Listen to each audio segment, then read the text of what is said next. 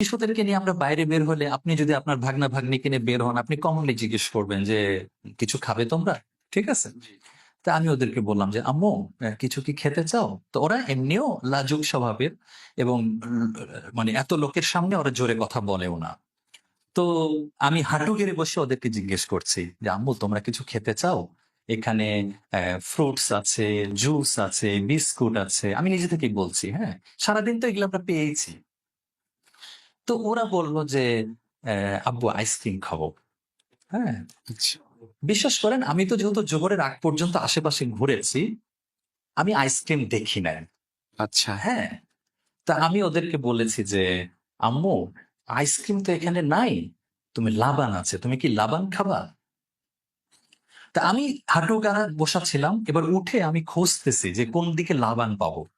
হ্যাঁ, ঠিক আছে, কোন দিকে লাবান দিচ্ছে কিনা। জাস্ট বড় বড় লরির দিকে তাকিয়েছি যে কেউ লাবান দিচ্ছে কিনা। ওরা আবারও বলল না আব্বু আইসক্রিমই খাবো। তা আই ওয়াজ স্টিল লুকিং, আমি দুই পাশে দেখছি।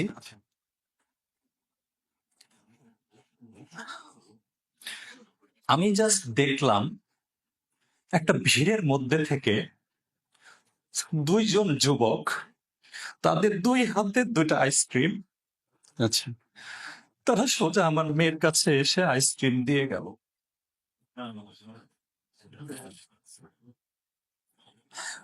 আমি বুঝলাম না এত দূর থেকে ভিড়ের মধ্যে থেকে দুজন আসবে কেন হাতে আইসক্রিম নিয়ে। যদি হতো তাদের হাতে ডজন ডজন আইসক্রিম আছে আমি মেনে নিতাম, দে আর অলরেডি ডিস্ট্রিবিউটিং। দুইজন লোক, একজনের হাতে একটা আইসক্রিম আর একজনের হাতে আরেকটা আইসক্রিম। আল্লাহ সুবহানাহু ওয়া তাআলা আপনাদের জন্যই পাঠিয়েছে, বাচ্চাদের জন্যই পাঠিয়েছে বিষয়টা। আমি জানেন আমার জাস্ট মনে হলো তখন, আমার জাস্ট মনে হলো আল্লাহ আমাকে বুঝাই দিলেন শিবলে এটা আরাফার মাঠ। আমার ছোট হাজি চাইছে আইসক্রিম খেতে, তুমি জানো না এখানে দোয়া কবুল হয়? আমার জাস্ট মনে হলো আল্লাহ বুঝাই দিলেন how dare you tell them এখানে আইসক্রিম নাই। আমি তো এটা বলতে পারতাম আচ্ছা আম্মু আল্লাহর কাছে চাও দেখা যাক পাওয়া যায় কিনা। আমি কেন সিদ্ধান্ত দিলাম এখানে আইসক্রিম নাই? তুমি কি লাবান খাবা? Why did I offer them alternative? আমার আসলে বলা উচিত ছিল আম্মু আল্লাহর কাছে চাও দেখি খুঁজে পাওয়া যায় কিনা।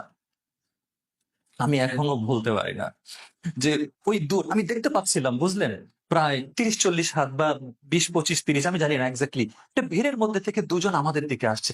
দে even did not talk to us. Ice cream দুজনকে দিয়ে দিল। সম্ভবত আমি যদি ভুল না বলে থাকি মাথায় একটু, মানে ছোট বাচ্চাদের মাথায় একটু আদর করে চলে গেল। এবং এখানেও বলে রাখি যেদিক থেকে আসছেন তারা ওদিকে যান নাই, ফরওয়ার্ড সামনের দিকে চলে গেছেন।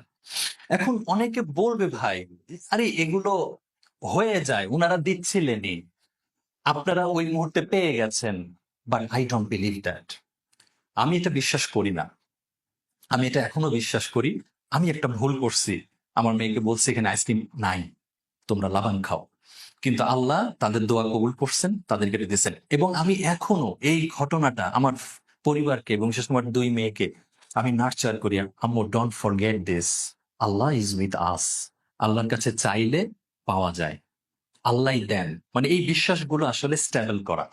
তো আসলে এগুলো প্রত্যেক বছর হজে, ওমরায়, সরি হজে, আরাফার দিনে এটা তো মনে পড়েই। এবং ভাই বিশ্বাস করেন যতবার মনে পড়ে, এই যে আজকেও যেমন আমি একটু ইমোশনাল হয়ে গেছি, আমার এমন একটা দিন যায় নাই যে এই ঘটনা মনে পড়েছে আর আমাদের কান্না আসে নাই। ঠিক আছে, কান্না আসার মতোই বিষয়। জি, হ্যাঁ সেটাই। সুবহানাল্লাহ। তো এটা এখন অনেকে বলবে কামান শিবলি ভাই সামান্য একটা আইসক্রিম নিয়ে আপনারা এত ইমোশনাল হয়ে যাচ্ছেন। No, it's not ice cream only, this is the response of আল্লাহ সুবহানাহু ওয়া তাআলা।